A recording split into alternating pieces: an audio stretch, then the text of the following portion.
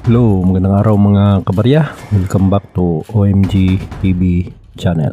Okay, so magandang araw sa lahat, magandang araw sa ating mga subscriber at sa ating mga followers. Okay, so meron tayong mga barya dito mga kabarya.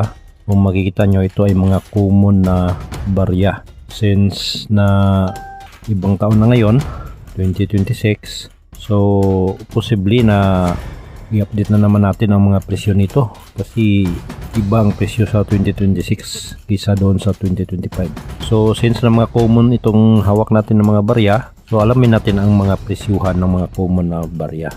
Okay? So bago natin simulan, kung bago ka pa sa channel ko, huwag kalimutan mag-like, share, comment, subscribe, and hit the notification bell para ikaw ay laging updated sa mga may upload nating mga video. Okay? So, meron ako mga sample dito mga kabarya na mga presyo. So, ito ay presyo galing sa online. So, ito ay legit no na presyo pag binabase natin sa online. Meron tayong nakita ditong presyo. Ito ay Philippine 1 piso na Bigo si Rizal. 1972-1974. So, meron siyang price dito mga kabarya na nagkahalaga siya ng 2,500 ang isang piraso. So mataas no? Ngunit ito ay hindi yung bilihan ng ating mga kolektor. Ito yung bintahan ngayon sa 1 piso na Bigo si Rizal. So meron naman dito 1 piso NGC error coin with NGC error coin with error mint mark, error mint mark daw. So nagkahalaga siya ng 3,000 pesos ang isang piraso. So malaki rin pag totoong error, ay malaki talaga ang presyo. Meron naman yung 1903 na 1 piso Philippine. So yan ito ay nakalagay dito Philippine with Chinese counter So ibig sabihin ito ay Philippine 1 piso na 1903 gawa ng Chinese. So ayan, kahit na gawa ng Chinese yan ay nagkalaga din siya ng 9,885.28 pesos. So itong price nila dito mga kabarya, kasi legit to kasi galing to sa mga selling online with tax kaya mahal. Meron namang isa dito na 1983 Philippine 5 centimo graded ME64. Ito yung kanyang grade So nagkalaga siya ng 2,060.17 pesos. Okay, another dito na 1983 Philippine 1 centimo graded ME65 by Anax, 2,354.48 with tax Then 1908 na US Philippine Peso yung ASPI. ME62 ang kanyang grade sa NGC. Ito ay silver, 39,436.95 pesos ang kanyang presyo. Napakalaki ang kanyang presyo mga kabarya pag meron kang ganitong klaseng mga coins ay tiyak na napakamahal ang bintahan. So dito sa Pilipinas or dito sa Manila ay meron namang bumibili So makikita naman natin sa YouTube, merong maraming bumibili. Halimbawa kay Bustoyo, din kay Sir Bernardo sa Dekada TV. Okay? So kung meron kayong mga gold, silver, mga antique, pwede nyo ibenta doon sa kanilang shop. Meron pa 1985 Philippine 25 centimo graded ME67. Ito ay nagkahalaga ng 1,883.58 pesos with tax.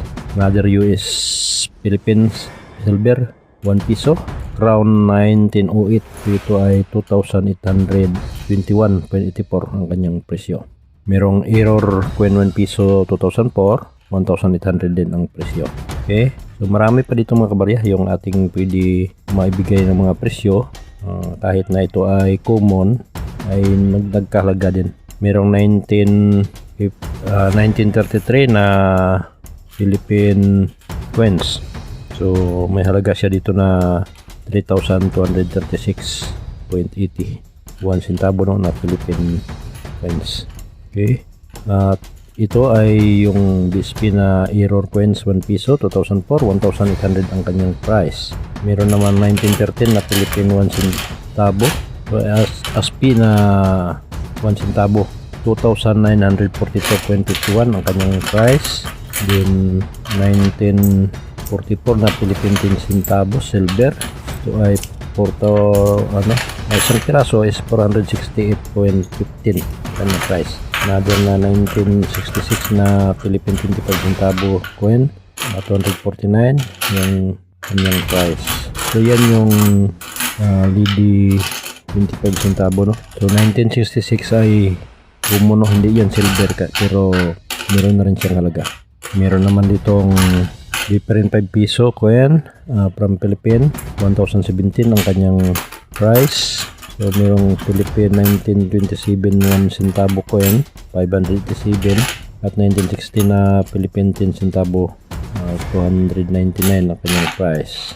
Ang 1963 na Philippine 1 centavo coin, ito yung brass na or bronze no na coins.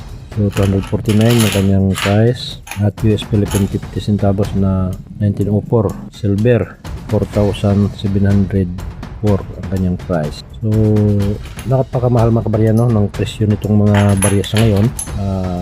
So kung meron kayo, pwede nyo ipakita sa ating Facebook page Coincidence or sa OMG TV channel na Facebook page, at saka dito na mag-comment sa baba nating video para makilatis natin at mapag-usapan ang presyo. Okay, no, kahit na meron kayong mga malaking ginto or kahit anong ginto, try nyo ipakita dito.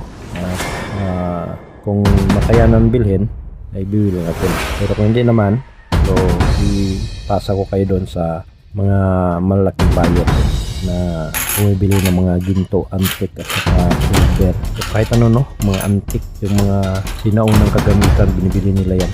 So mag-message lamang sa baba nating video, at doon sa mga hindi pa nag-subscribe, mag-subscribe kayo bilang tulong sa aming mga content creator, no. Natutuwa na kami pag alam namin na mayroong nag-subscribe sa amin. So yan lamang yung bilang tulong nyo sa mga content creator para lumaki ito. Maraming salamat at ulitin ko, magandang araw sa lahat.